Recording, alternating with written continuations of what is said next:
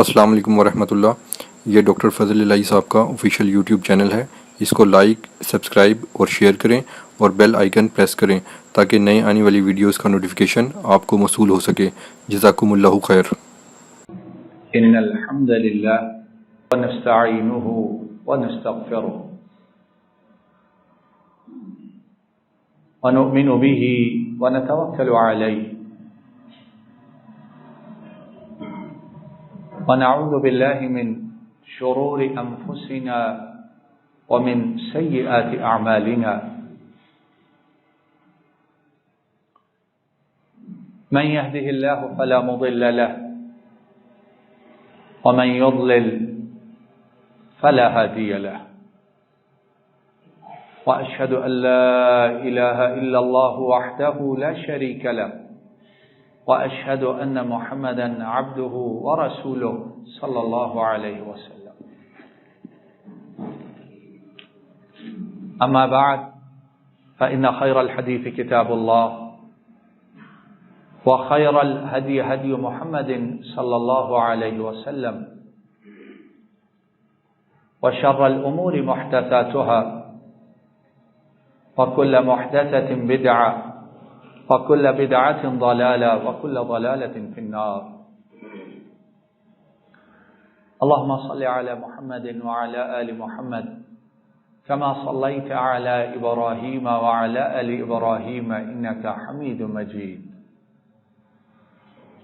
اللهم بارك على محمد وعلى آل محمد كما باركت على إبراهيم وعلى آل إبراهيم إنك حميد مجيد. لقد روى الإمام الترمذي عن أبي هريرة رضي الله تعالى عنه قال قال رسول الله صلى الله عليه وسلم من يأخذ عني هؤلاء الكلمات فيعمل بهن أو يعلم من يعمل بهن. فقال أبو هريرة رضي الله تعالى عنه قلت أنا يا رسول الله صلى الله عليه وسلم. فأخذ بيدي وعد 5 فقال اتق المحارم تكن أعبد الناس وارض بما قسب الله لك تكن أغنى الناس وأحسن إلى جارك تكن مؤمنا وأحب للناس ما تحب لنفسك تكن مسلما ولا تكثر الضحك فإن كثرة الضحك تميت القلب أو كما قال صلى الله عليه وسلم. اللہ رب العالمین کی توفیق سے کچھ خطبات جمعۃ المبارک سے فرمان نبوی اور نبی کریم صلی اللہ علیہ وسلم آپ کی حکمت، برکت اور نور سے پر اس حدیث مبارک کو سمجھنے اور سمجھانے کی کوشش کر رہے ہیں۔ چوتھی بات ہم یہ کر رہے تھے کہ نبی کریم صلی اللہ علیہ وسلم نے فرمایا ابو ہریرہ لوگوں کے لیے وہ پسند کرو جو اپنے لیے پسند کرتے ہو، کیا ہوگا؟ اللہ کے ہاں تمہارا نام مسلمانوں میں لکھا جائے گا۔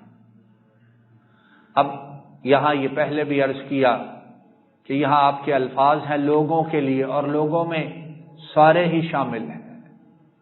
تو پھر ہم یہ بات کر رہے تھے کہ جب عام لوگ، مسلم غیر مسلم، مومن غیر مومن سب داخل ہیں، تو جو مسلمان ہے وہ ہمارے حسن سلوک کے کتنے زیادہ مستحق ہیں۔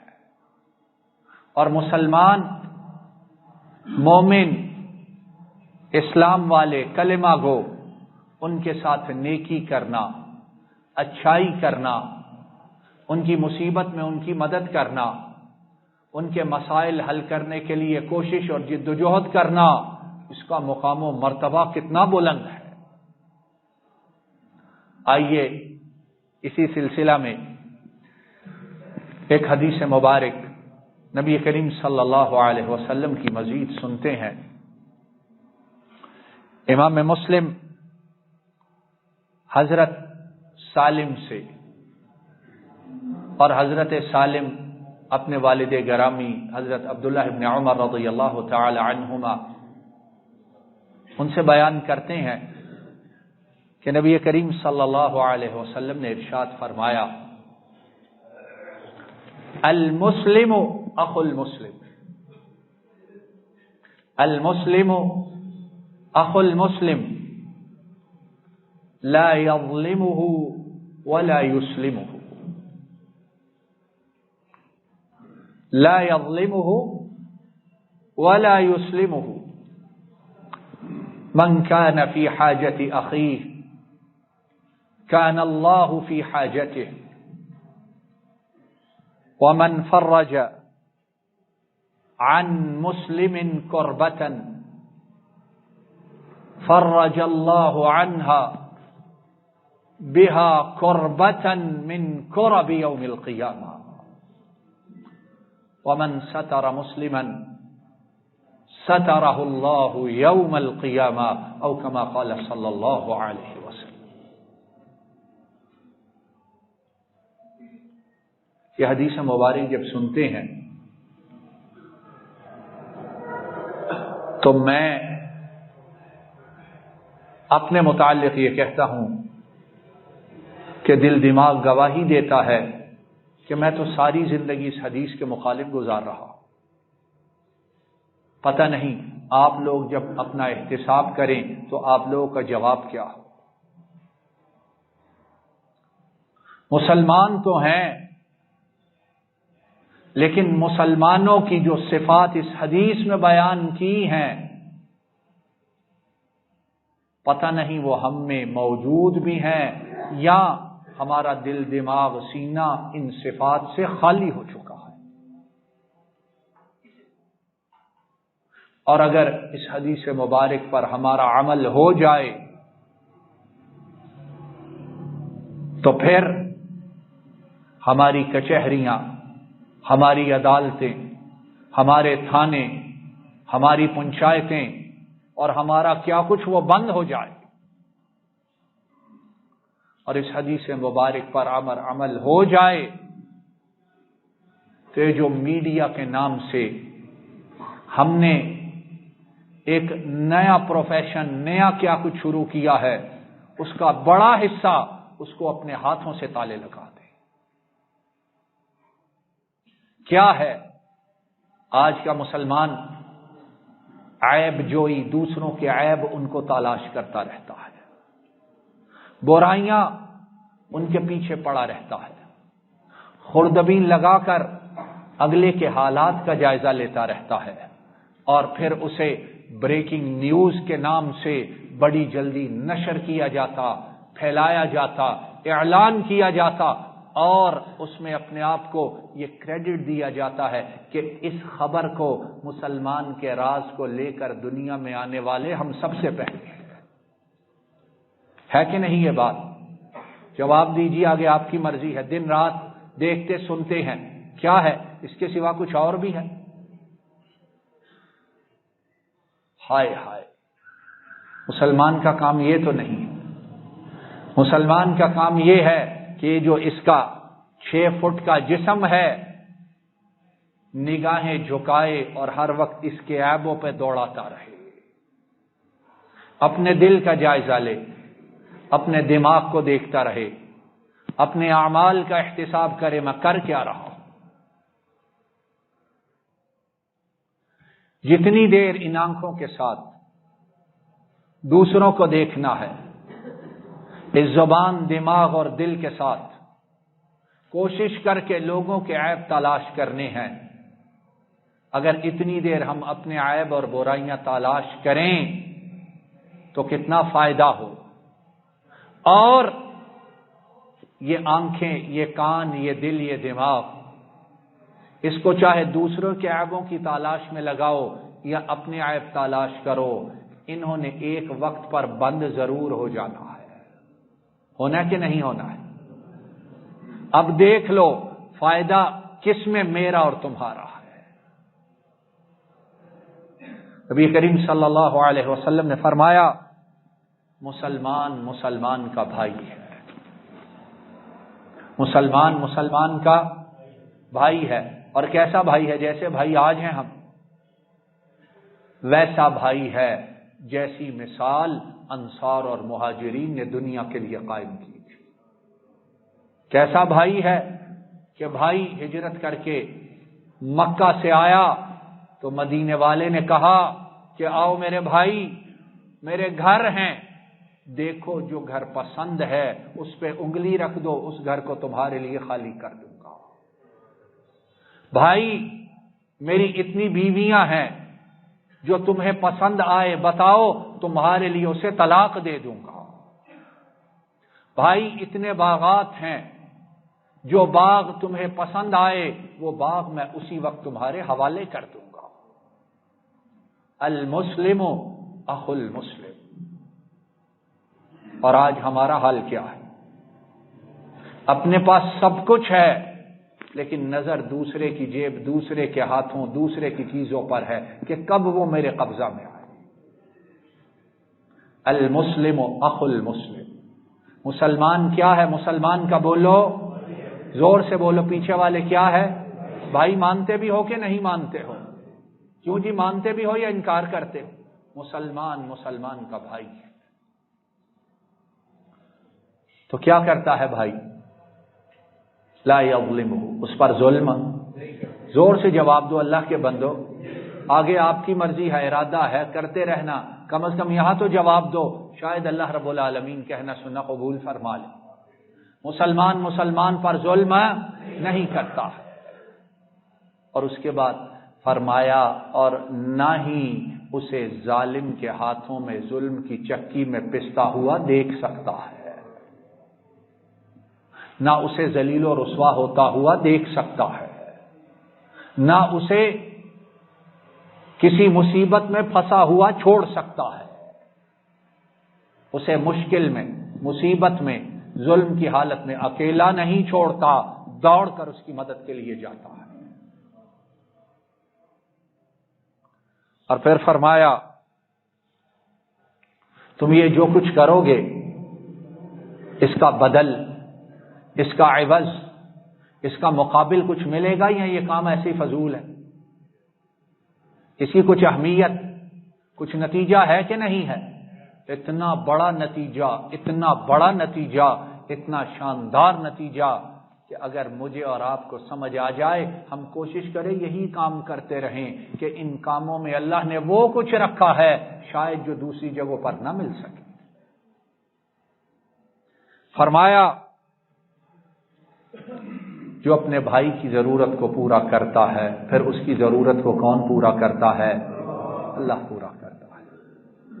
اور جب ایک بھائی دوسرے بھائی کی ضرورت کو پورا کرے گا تو وہ بھی انسان ہی ہے، انسان ہی ہے نا، کیا کر لے گا؟ کتنا پورا کرے گا؟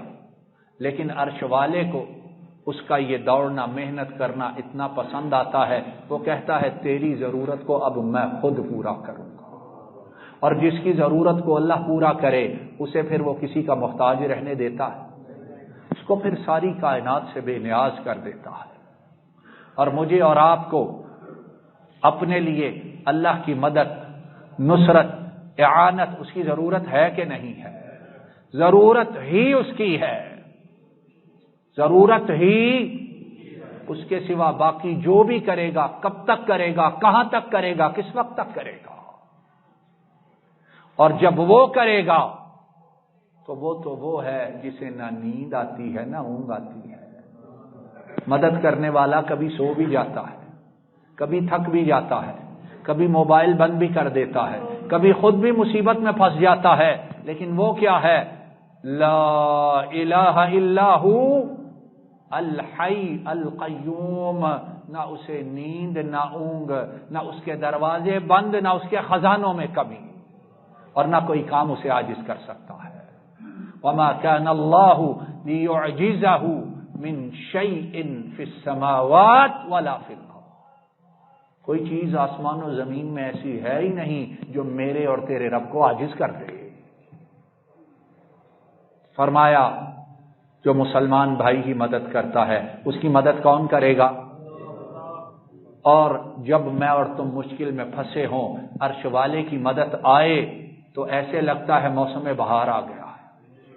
ہوتا ہے کہ نہیں ہوتا؟ جب چیخیں نکل رہی ہوں، پھنسے ہوئے ہوں، عرش والے کی مدد آسمان سے اترے تو پھر آدمی کہتا ہے یار پتہ نہیں کہاں سے کام ہوا ہے، پتہ نہیں کیسے ہوا ہے، یار پتہ نہیں اللہ کس نے اس کے دل میں ڈالا ہے۔ اس نے ڈالا ہے، اس نے ڈالا ہے جو الحی القیوم ہے، جو کبھی غافل ہوتا ہی نہیں۔ پھر ارشاد فرمایا جس نے اپنے مسلمان بھائی کی کسی مصیبت کو دور کیا، اور آج کیا ہے، مصیبت دور کرتے ہیں یا مزہ لیتے ہیں؟ یہ میڈیا کے نام پر اور کیا کچھ کس کس کے نام پر، اور آپ لوگ مجھ سے بہت زیادہ جانتے ہیں۔ اب اس کام کے لوگ پیسے کماتے ہیں، اب اس کام کی دولت بنتی ہے، اب اس کام سے فیوچر بنتا ہے، اب اس کام سے کریئر بنتا ہے لوگوں کا، کہ میں نے اتنے اتنے راز اور اتنی اتنی مشکلات میں پھنسے ہوئے لوگ انہیں برہنہ کیا ہے۔ میں نے اس خبر کو سب سے پہلے جو ہے نشر کیا، اس خبر کو سب سے پہلے میں نے چلایا، ہمارے چینل نے چلایا۔ فرمایا جس نے مسلمان کی تکلیف کو دور کیا اس کی تکلیف کو عرش والا قیامت میں حشر کے میدان میں دور کرے گا، اور جس نے اس دنیا میں کسی مسلمان کو مصیبت میں پھنسا ہوا دیکھا تو آگے لوگوں کو بتایا یا اسے خود پھنسایا، تو اس کا پھر انجام کیا ہوگا قیامت کے دن؟ اس کو پھر کون پھنسائے گا قیامت کے دن؟ کون پکڑے گا؟ اور جس کو رب پکڑے اسے چھڑا سکتا۔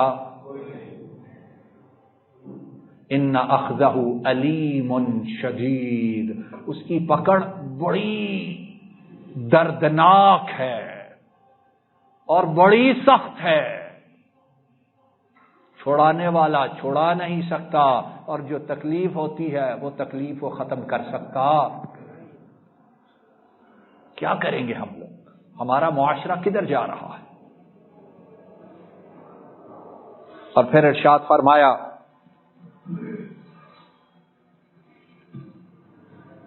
جس نے کسی مسلمان بھائی کے عیب پر پردہ ڈالا، اب تو پردوں والی بات ہی ختم ہو گئی، اب تو پردوں والی، خود گناہ کرنے والے، برائیاں کرنے والے، ظلم کرنے والے، سیاہیاں کرنے والے، انہوں نے شرم و حیا کو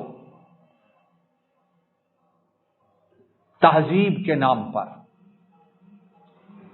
آزادی اظہار رائے کے نام پر، آزادی اظہار رائے کے نام پر کیا کیا کیا؟ اب جو بھی ہے وہ سب کے سامنے کرو، اور کرنے کے بعد فخر کرو کہ ہم کسی سے ڈرتے، میں جی بڑا سیدھا آدمی ہوں، اسٹریٹ فارورڈ، جو خرابیاں ہیں بتاتا بھی ہوں، سب کے سامنے کرتا ہوں۔ برائی کرنا، گناہ کرنا یہ اللہ کی نافرمانی ہے، اور ایک گناہ کو سب کے سامنے کرنا اور پھر بتاتے پھرنا یہ اس سے بڑی نافرمانی ہے۔ فرمایا جس نے کسی مسلمان کے عیب کو دیکھا، برائی کو دیکھا، غلطی کو دیکھا، نقص کو دیکھا، تو مسلمان کا کام کیا ہے؟ اس برائی کو، اس عیب کو کیا کرے؟ بولو کیا کرے؟ اس کی پردہ پوشی کرے۔ ہاں اسے سمجھانا ہے، بتلانا ہے، رہنمائی کرنی ہے، پاس جا کے پیار سے کان میں اس کو سمجھا دو، لیکن یہ ہے فوراً ویڈیو بنانا، یہی کرتے ہیں۔ ابھی وہ بندہ عیب سے، برائی سے فارغ نہیں ہوا، اس کی ویڈیو پہلے چلا دیتے ہیں، وائرل کر دیتے ہیں۔ ہوتا ہے کہ نہیں ہوتا ہے؟ اور نیچے نام بھی لکھا ہے اور کیا کچھ۔ فرمایا جس نے مسلمان بھائی کی پردہ پوشی کی، اس کے برائیوں پر، اس کے گناہوں پر پردہ ڈالا، فرمایا کل عرش والا اس کے گناہوں پر ساری مخلوق کے سامنے پردہ ڈال دے گا۔ اور یہ ہم چاہتے ہیں کہ نہیں چاہتے؟ کون ہے ہم میں جس میں عیب نہیں ہے، جس میں غلطیاں نہیں ہیں، جس میں خرابیاں نہیں ہیں، جس میں برائیاں نہیں ہیں؟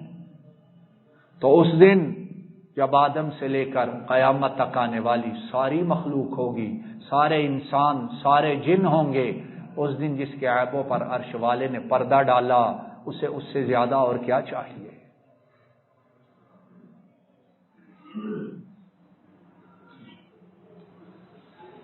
پانچویں بات اور اس حدیث مبارک کی آخری بات،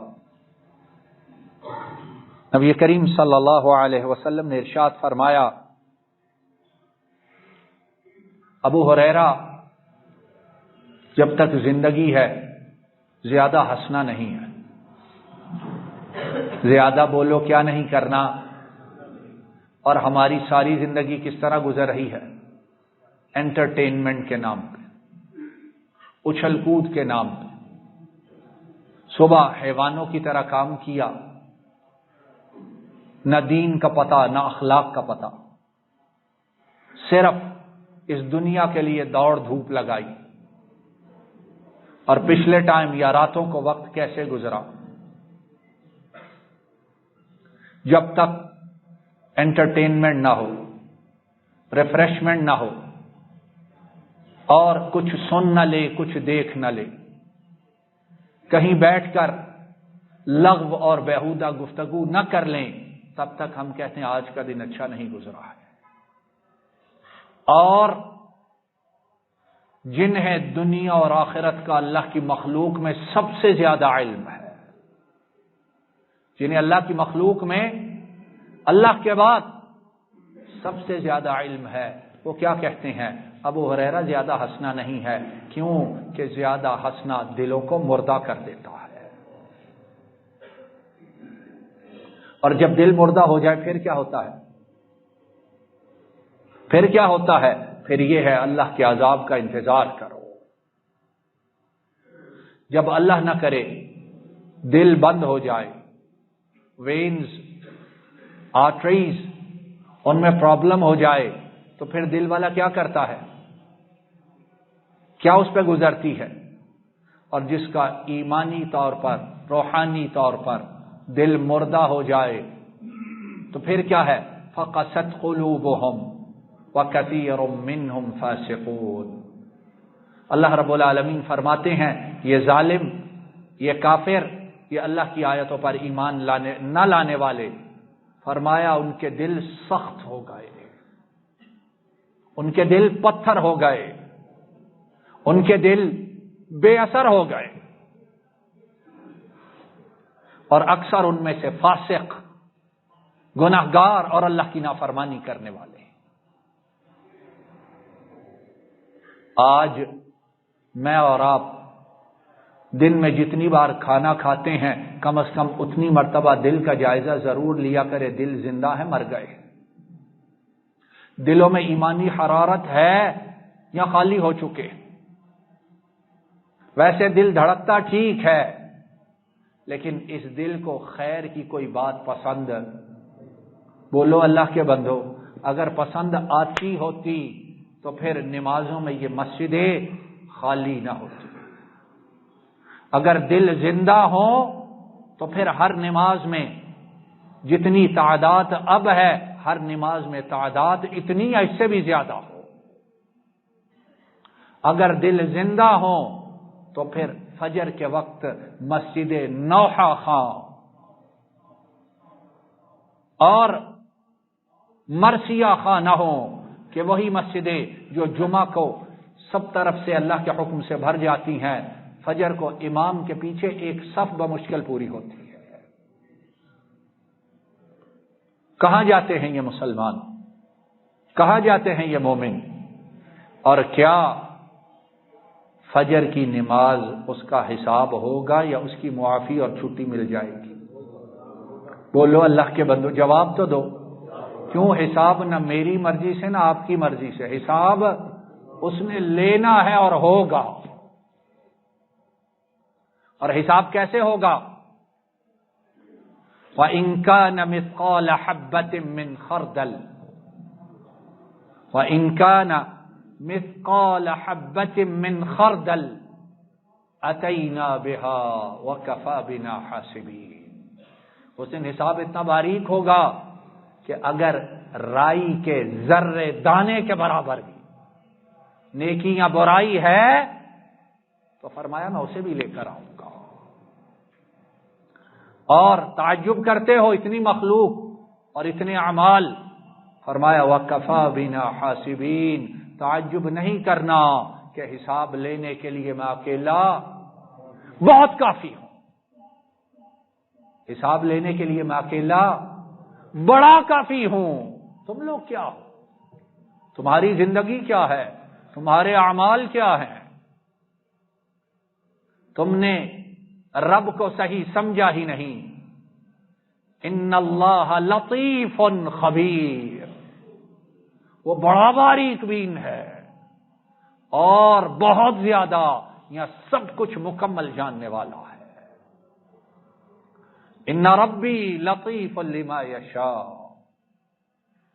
یوسف علیہ السلام نے جب اللہ رب العالمین نے انہیں تخت و تاج کا وارث بنایا، سر پہ تاج نبوت سجایا، بھائی سجدے میں گرے، باپ اور ماں انہیں تخت پر ساتھ بٹھایا، تو اس وقت یوسف نے اعلان کیا، اور اس اعلان کو اللہ نے قرآن میں محفوظ کیا، ان ربی لطیف لما یشاء۔ اے کائنات والو سن لو، میرا رب جو ہے وہ اتنا باریک بین ہے، جو چاہتا ہے کرتا ہے، اور جب ہو رہا ہوتا ہے دنیا والوں کو پتہ نہیں چلتا ہے، جب نتیجہ نکلتا ہے پھر لوگ کہتے ہیں یہ ہوا کیسے ہے؟ غافل ہوا اس لیے ہے، ان ربی لطیف لما یشاء انہ هو العلیم الحکیم۔ وآخر دعوانا ان الحمد للہ رب العالمین۔